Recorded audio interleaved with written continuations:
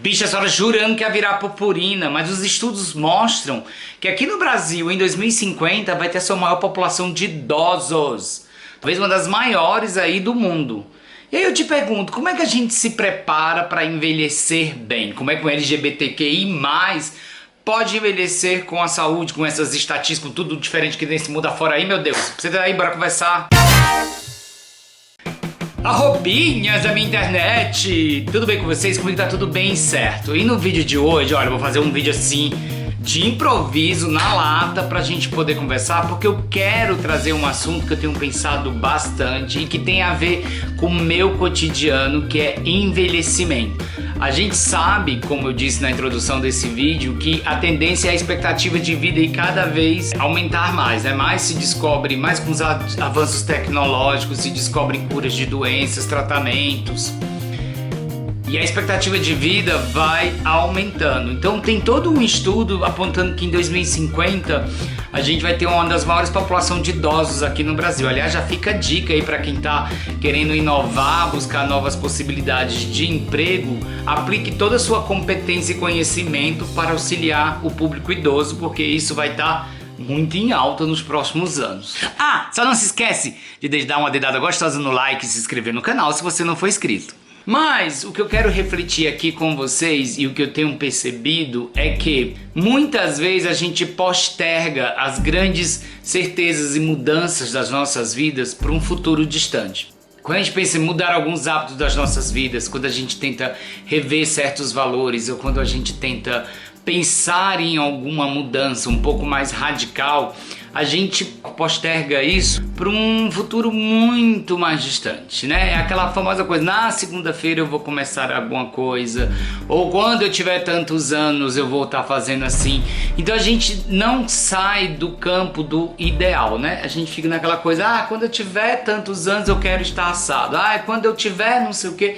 E a gente não pensa e não cai a ficha de que construir esse amanhã, que hoje remotamente parece muito distante, ele está começando a ser construído hoje, no seu momento presente, no seu momento atual. Alguns pilares aí que são dificuldades para que a gente possa estar mais aberto a essas mudanças, como o pilar da frustração, por exemplo, é uma coisa que a gente não aprende a lidar desde cedo, né? A gente tem uma postura um tanto mimada ou vitimizada do mundo, de achar que o mundo nos deve algo, né? Então a gente fica esperando que o mundo faça esse acerto que é justo na nossa cabeça para que a gente possa prosperar, melhorar, e a gente não lida com as primeiras dificuldades quando a gente vai de encontro com essa frustração, que é esse momento de percepção de que talvez ainda precisa ser feito muito para que a gente alcance aquilo que a gente está almejando. Então a frustração é uma lição que não nos é dada, e eu percebo que cada vez mais a gente tem se tornado mimados em relação a isso, né? Então é um excesso de positividade na vida que ela se torna um pouco prejudicial, porque é importante desde cedo você perceber que as coisas não estão tão bem assim prontas e preparadas para o seu sucesso, né? Que talvez você não atinja aquela expectativa porque você não fez uma imersão interior, que você não procurou se conhecer bem. E aí a gente vai dar luz a todas essas manias, perseguições e todo esse questionamento que nosso cérebro nos aprisiona a nos mimar, nos proteger, de querer achar que o problema está no outro e não na gente. Então eu comecei a entrar nessa pira de como é que é pra gente envelhecer bem, né? Porque para que a gente entenda essa preocupação é importante que a gente faça uma análise dos idosos de hoje. E aí vocês vão me desculpar, mas os idosos de hoje, principalmente aqui no Brasil, a gente está falando de uma geração que ela não cresceu com escolhas, com oportunidades. É uma geração de muitos sacrifícios, de muita obediência, onde eles tiveram que obedecer todo o sistema em que foram criados para poder se destacarem, e, enfim. Foi uma geração do modo automático, né? Muitos não planejaram os filhos que tiveram, nem a quantidade de filhos que tiveram, nem as profissões e seus sonhos que quiseram. Então é uma população, eu diria, um pouco mais frustrada. Os filhos cresceram, foram embora de suas casas, se aposentaram porque foram criados naquele modo do primeiro dia de trabalho sonhar numa ilha deserta tomando uma água de coco, hoje estão velhos aí com uma carga de frustração muito grande. A maioria dos idosos que eu conheço é um vitimismo, é uma incapacidade de inovar, de lutar, de renovar. E eu quero deixar uma coisa bem clara, não estou aqui discutindo nem reforma previdenciária, nem do que é de direito, isso aqui não é, esse vídeo não é isso. O foco aqui é a gente entender esses sentimentos que acarretam ao longo das nossas vidas, eles vão levar, e não é porque nós LGBTQI+, estamos isentos disso. Eu diria até que nós LGBTQI+, temos uma vida mais... a gente consome a vida de uma maneira muito mais intensa, né? A gente não segue tanto esse padrão heteronormativo, embora muitos ainda tentam copiar esse modelo. Quando a gente se torna idosos, os LGBTQI+, é muito importante que a gente tenha formado essa rede de apoio, de famílias à nossa volta. Hoje se fala muito dos amigos que tentam comprar suas casas próximas para poder envelhecerem juntos, né? Já esses novos modelos de família que a gente ouve falar aí. Mas eu percebo ainda uma resistência muito grande das pessoas não começarem a mudar isso, essa percepção a partir de hoje. Primeiro, aceitar que nós vamos envelhecer.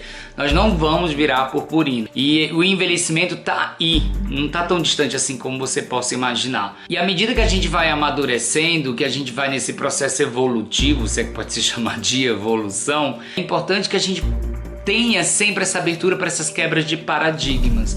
E tem 3 coisas que eu acho essenciais para a gente já ir trabalhando nossas cabeças. Uma dessas coisas é a alimentação, que está mais do que comprovado que o nosso intestino é o segundo cérebro. Então é importante que a gente se alimente da maneira mais correta do que é possível e viável no mundo caótico em que vivemos, para que a gente possa ter esse equilíbrio na nossa alimentação, porque ela vai ser a base para que a gente possa envelhecer com saúde. A gente vai precisar de tônus fortificado. Importante que a gente quebre esse paradigma de colocar o corpo em movimento, de não nos acomodarmos e sermos engolidos no sedentarismo. Porque com esse movimento, com esse tônus, que a gente vai conseguir ter mais mobilidade na nossa velhice. E o terceiro pilar que eu acho fundamental, que é surra de terapia e análise de autoconhecimento. É muito importante que a gente possa se identificar nesse contexto, tanto histórico, político e também cultural, do lugar de onde viemos, para onde estamos indo, do que a gente absorve desse mundo, o que nós nos identificamos com ele e o que isso nos transforma, e principalmente no mundo em que queremos construir. E essa construção ela é muito pautada nas relações, né? A gente tem que reaprender a nos relacionarmos, a gente tem um princípio do coletivo, do solidário, para que a gente possa ter uma velhice menos solitária, menos egoísta, mais numa corrente de grupo desse coletivo. Então é importante que você que esteja assistindo esse vídeo, que esse processo, toda essa mudança, o envelhecer, ele já começou desde quando você nasceu. A gente envelhece a cada dia. E eu não estou aqui colocando nenhum pesar, nenhuma notícia de glória. Aqui, esse vídeo, é que a gente comece a trazer essa reflexão. Pense aí no seu dia a dia. Como é que você vem envelhecendo? O que você insiste? O que as pessoas... O que você tem errado insistido nesse erro? O que as pessoas te chamam uma atenção que você não para refletir? Se você está tendo esse feedback do que as pessoas acham, dos pontos de vista que você pode melhorar ou crescer. Porque inevitavelmente o processo que a gente vai passar, por mais que a gente faça a nossa parte, pode ser que eu cuide da alimentação, que eu cuide da minha cabeça, pode ser que eu faça atividade física, mesmo assim eu passo por muita dificuldade. Quem convive com idosos sabe a luta diária, a dificuldade que é, com as dificuldades como o Alzheimer, quando a pessoa começa a se desligar e precisa de muitos cuidados. É muito triste, e eu acho que por mais que a velhice a gente passe a depender dos outros, a gente se acomodar nessa dependência, aprisionados às nossas arrogâncias, aos nossos achismos. Então muito cuidado com essa coisa de quando eu não consigo viver sem isso, comigo não vai ser assim.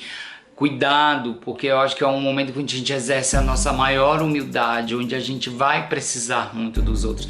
Independente do quanto você cresceu, do quanto você evoluiu, pode ser um momento que a gente regride a esse estado de atenção e cuidado dos demais. Então é muito importante que você aceite envelhecer.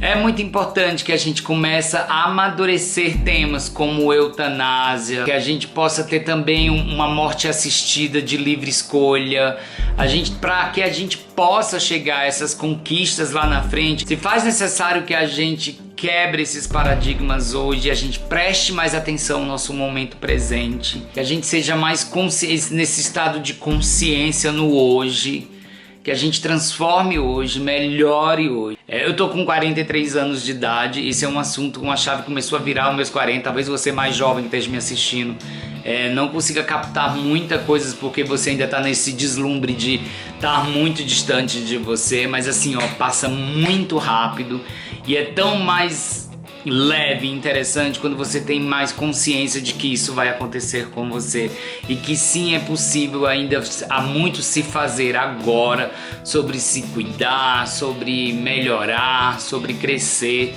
do que você se tornar uma vítima de fato quando a idade chegar.